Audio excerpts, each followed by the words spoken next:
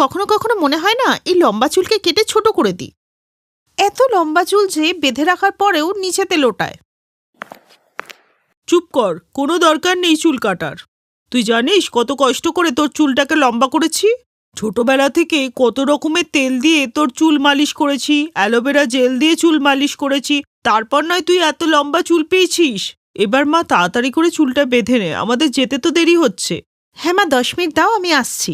কিছুক্ষণের মধ্যেই প্রিয়াঙ্কা রেডি হয়ে তার মায়ের সাথে গাড়ি করে শর্মাবাবুর পার্টিতে চলে যায়, যেখানে কৌশল্যা দেবীও তার ছেলে গগনকে নিয়ে এসেছিলেন। কৌশল্যা দেবীর নজর প্রিয়াঙ্কার লম্বা চুলের ওপর পড়লে প্রিয়াঙ্কাকে ওনার খুব পছন্দ হয়। আরে বাহ, কি সুন্দর লম্বা চুল মেয়েটার, ঠিক যেন দেবী মায়ের রূপ। এত সুন্দর চুল তো আমি আজ পর্যন্ত কোনো মেয়ের দেখিনি। এই মেয়েটা যদি আমার ছেলের বউ হয়ে যায় তাহলে আমার লম্বা চুলারা বৌমার শখ মিটে যায়। প্রথম দেখাতেই কৌশল্যা দেবীর প্রিয়াঙ্কাকে খুব পছন্দ হয়, তাই তিনি শর্মাবাবুর কাছ থেকে ওদের বাড়ির ঠিকানাটা নিয়ে ওদের বাড়িতে যায়। গগনের পরিবার খুব ভালো ছিল, তাই প্রিয়াঙ্কার মা বাবা এই সম্বন্ধে রাজি হয়ে যায়। কিছুদিন পর ওদের বিয়ে হয়ে যায় আর প্রিয়াঙ্কার শ্বশুরবাড়ি চলে আসে। প্রিয়াঙ্কার লম্বা চুল দেখে প্রতিবেশীরা বলে, কৌশল্যা, তোর ছোট বউয়ের চুল তো যেমন লম্বা তেমন সুন্দর। দেখে সেই লম্বা চুল নিয়ে যাতে দুই বউর মধ্যে ঝগড়া না হয়। মানে তোমার ছোট বউয়ের লম্বা আর ঘন চুল, আর তোমার বড় বউ একেবারেই টাকলু। তাই বলছি, দেখিস আবার এই চুল নিয়ে না বাড়িতে কুরুক্ষেত্র বেঁধে যায়। ওদের এই কথা শুনে কৌশল্যা দেবীও চিন্তায় পড়ে যান। আর অন্যদিকে প্রিয়াঙ্কা তার জায়ের ন্যাড়া হওয়ার কথা শুনে অবাক ছিল। কি, আমার যা টাকলু? হ্যাঁ বৌমা, তোমার যা সত্যিই টাকলু, তাই ও বিয়ের সময় মাথায় উইগ পড়েছিল। তখনই অঞ্জলি ওখানে আসে, যে পুরোপুরি ছিল ন্যাড়া। অঞ্জলি সবই শুনতে পেল, আর এইসব শুনে ওর খুব রাগ হলো। যাকেই দেখো সে আমার জায়ের লম্বা চুলে তারিফ করছে আর আমার টাকলু মাথা নিয়ে মজা করছে। আজ পর্যন্ত কারো সাহস হয়নি আমার ঘরে ঢুকে আমাকে নিয়েই মজা করা। আজ একমাত্র এই ডাইনিটার জন্যই না আমার সাথে এরকম হচ্ছে। এই বলে অঞ্জলি রেগে প্রিয়াঙ্কার দিকে তাকালো আর ঘরে চলে গেল। এইভাবেই কিছুদিন কেটে গেল। তারপর যখন একদিন গগন প্রিয়াঙ্কার জন্য ফুলের মালা নিয়ে আসে। এই নাও সোনা, এই উপহারটা তোমার জন্য এনেছি। বাহ, এটা তো খুব সুন্দর ফুলের মালা। হ্যাঁ, কিন্তু তোমার চুলের থেকে সুন্দর না। যখন তুমি এটাকে পরবে তখন এর সৌন্দর্য আরো অনেক গুণ বেড়ে যাবে। তাহলে তুমি নিজের হাতে লাগিয়ে দাও না। গগন যখন প্রিয়াঙ্কাকে ফুলের মালাটা লাগিয়ে দিচ্ছিল তখন অঞ্জলি দেখছিল। এই দিকে ও রেগে গিয়ে নিজের স্বামীকে বলে, ভাগ্য হলে তো ছোট জায়ের মতো। একে তো ভগবান ওকে এত লম্বা সুন্দর চুল দিয়েছেন, তার উপরে ভালোবাসা দেওয়ার মতো স্বামী। তুমি তো আমার জন্য কোনোদিন ফুলও আনলে না আর মাথায় লাগিয়েও দিলে না। তাহলে তুমি কি চাও তোমার এই টাকলার জন্য আমি নিয়ে আসি? যখন এই টাকে টিকবেই না তাহলে এসবের কি লাভ? টাকলু মাথায় ফুল, ভালোই মজা করতে পারো। এই বলে মদন হাসতে হাসতে ওখান থেকে চলে যায়। বিয়ের এতদিন পর্যন্ত মদন কোনোদিনই তার বউয়ের ন্যাড়া মাথা নিয়ে মজা করেনি, কিন্তু আজকে লম্বা চুলওয়ালা যা আসাতে মদন সেটাও করল। আর এতে প্রিয়াঙ্কার উপরে অঞ্জলির রাগ আরও বেড়ে যায়।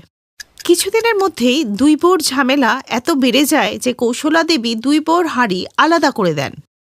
প্রিয়াঙ্কা ওপরে থাকতে লাগলো আর অঞ্জলি নিচে। একদিন সবাই মিলে একটা বিয়ে বাড়িতে যাবার ছিল। কৌশল্যা দেবী অনেকক্ষণ ধরে হলে দাঁড়িয়ে দুই বউর জন্য অপেক্ষা করতে লাগলেন। বৌমারা চলে এসো, আর কত সময় লাগাবে? মা, আসলে চুল বাঁধতে একটু। হ্যাঁ বৌমা, আর বলতে হবে না, আমি তো জানি তোমার সময় লাগে। কিন্তু এই টাকলু মাথা চমকাতে বড় বৌমার এত দেরি হলো কেন? বড় বৌমা, তুমি আগে রেডি হয়ে ছোট বৌমাকে তো একটু হেল্প করতে পারতে। এবার চলো, দেরি হচ্ছে যে। আর বিয়েতে পৌঁছালে সবাই প্রিয়াঙ্কার লম্বা আর সুন্দর চুলেরই প্রশংসা করতে লাগে। প্রিয়াঙ্কা বৌদি, তুমি তো এমনিতেই সুন্দরী, তার ওপর তোমার এত সুন্দর লম্বা চুল তোমাকে আরো সুন্দরী করেছে। বলো না তুমি তোমার চুলে কি লাগাও? বৌদি এসো না, তোমার সাথে আমি একটা সেলফি তুলে সোশ্যাল মিডিয়ায় পোস্ট করব। বিয়েতে সবার চোখ প্রিয়াঙ্কার ওপরেই ছিল আর সবাই প্রিয়াঙ্কাকে ঘিরেই দাঁড়িয়েছিল। অঞ্জলি বড় যা হলেও সে সেই সম্মান পাচ্ছিল না যা ওর ছোট যা পাচ্ছিল। এই কারণে প্রিয়াঙ্কার জন্য ওর ঘৃণা আরো বেড়ে যায়। তাই বাড়িতে এসে রাতে অঞ্জলি ঘুমোতে পারেনি। খুব অহংকার না, লম্বা চুল নিয়ে দেখাচ্ছি মজা, এমন অবস্থা করব না যে মুখ দেখাতে পারবে না। পরের দিন অঞ্জলি প্রিয়াঙ্কার ঘরে গিয়ে ওর বালিশের ওপরে চুইনগাম লাগিয়ে দিয়ে আসে। কিছুক্ষণ পর প্রিয়াঙ্কা যখন রান্নাঘরে কাজ সেরে এসে বিছানায় একটু শুলো, তখনই ওর চুলে চুইনগাম লেগে গেল। আহ আহ, এটা কি কি আমার চুলে লেগে গেল? মা, এদিকে আসুন মা। কিছুক্ষণ পর দুজনেই ওখানে আসে। মা দেখো না, আমার চুলে চুইনগাম লেগে গেছে। প্রিয়াঙ্কা, আমার তো মনে হচ্ছে তোমার চুলটা কেটে ফেলতে হবে। আমি কাঁচিটা নিয়ে আসছি। না না, তার দরকার হবে না বৌমা, তুমি একটু দাঁড়াও, আমি এক্ষুনি আসছি। শাশুড়ি বরফ নিয়ে এসে ওই বরফ চুইনগামের উপর লাগিয়ে দিলে চুইনগামটা উঠে আসে। ধ্যাত, বুড়িটা না এই প্ল্যানটা একদম ভেস্তে দিল। ঠিক আছে, এটা না হয়, অন্য প্ল্যানও আছে। পরের দিন প্রিয়াঙ্কা যখন স্নান করছিল তখন ওর যা ওর তেলের মধ্যে হেয়ার রিমুভার লোশন ঢেলে দেয়। এরপর প্রিয়াঙ্কা যখন ওই তেলটা লাগায় তখন ওর অনেক চুল উঠে যায়। এই দেখে সে বলে, এ মা, এত চুল পড়ছে কেন? কিন্তু তেলের এক্সপায়ারি ডেট তো ঠিক আছে। হতে পারে কোনো ভেজাল তেল চলে এসেছে মার্কেটে। তুমি এই তেলের বোতলটা ফেলে দাও, আমি কালকে তোমার জন্য নতুন নিয়ে আসবো। এইভাবেই কিছুদিন কেটে গেল। অঞ্জলি সেই সব প্রোডাক্ট ব্যবহার করত যেগুলো প্রিয়াঙ্কা ব্যবহার করত। তাও ওর মাথায় চুল উঠছিল না। তাই সে নিজের ন্যাড়া মাথা আর তার জায়ের লম্বা চুল দেখে খুব বিরক্ত হয়ে গিয়েছিল। তাই সে ঠিক করলো যে সে এমন কিছু করবে যাতে ওর ছোট জায়ের পুরো চুলই নষ্ট হয়ে যায়। তাই পরের দিন যখন ছোট জা ওপরে চুল শোকাচ্ছিল তখন নিচে দাঁড়িয়ে থাকা বড় জয়ের মনে একটা দুষ্টু বুদ্ধি এলো। আজই হবে ছোট জয়ের চুলের শেষ দিন। ওহ, ভাবতেই বেশ মজা লাগছে। অঞ্জলি তুলসী গাছে প্রদীপ দেওয়ার বাহানায় প্রদীপ নিয়ে বাইরে আসে আর ওর জায়ের লম্বা ঝুলন্ত চুলের নিচে প্রদীপটা রেখে দেয়, যার ফলে প্রিয়াঙ্কার চুলে আস্তে আস্তে আগুন লেগে ওর চুলটা জ্বলতে থাকে।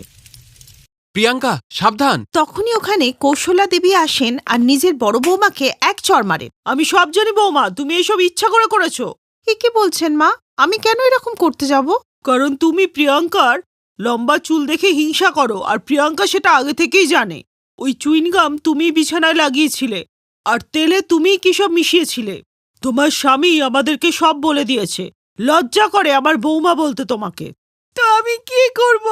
যবে থেকে ও এসেছে সবাই তোমরা ওর চুলের প্রশংসা করো আর আমার ন্যাড়া মাথা নিয়ে মজা করো।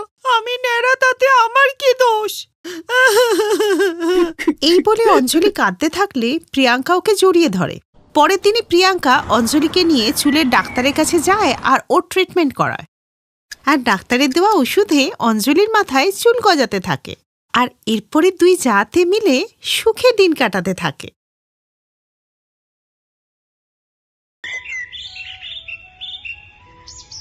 ছোটবেলা থেকেই আরতি খুবই একা। তার গায়ের রং কালো হওয়ায় সে কারো থেকে কখনো ভালোবাসাই পায়নি। অন্যদিকে আরতির সৎবোন পায়েল সবকিছুই পেয়েছিল। পায়েল ফর্সা হওয়ার কারণে বাবা মা সবাই তাকে ভালোবাসত।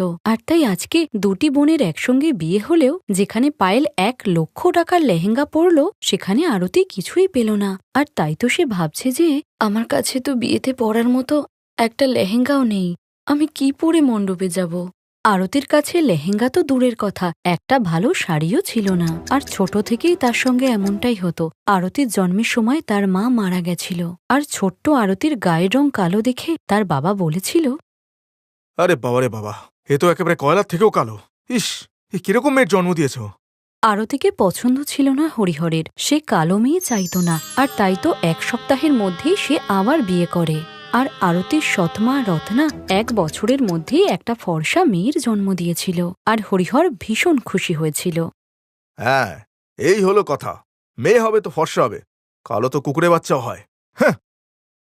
হরিহর তার নাম রেখেছিল পায়েল, যে বাবা মা সকলের ভালোবাসা পেয়েছিল। আর আরতি পেয়েছিল শুধুই ঘৃণা। সৎমা পায়েলকে বলতো, তোর মুখ দেখলে আমার খিদে চলে যায়, খাওয়ার সময় সামনে আসবি না তো, যা যা। রত্না, হরিহর আর পায়েল একসঙ্গেই বসে খাবার খেত।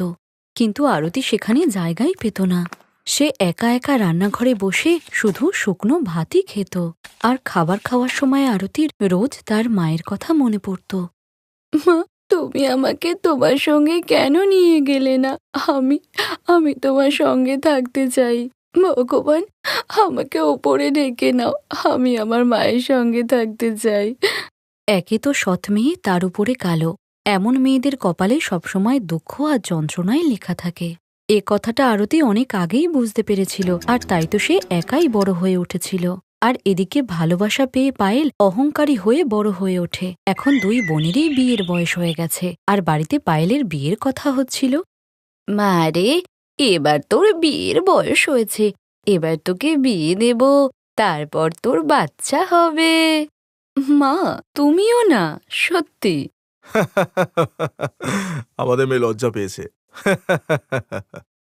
সেখানে আরতি এসে বলল, হ্যাঁ রে বোন, তোকে খুব সুন্দর লাগবে।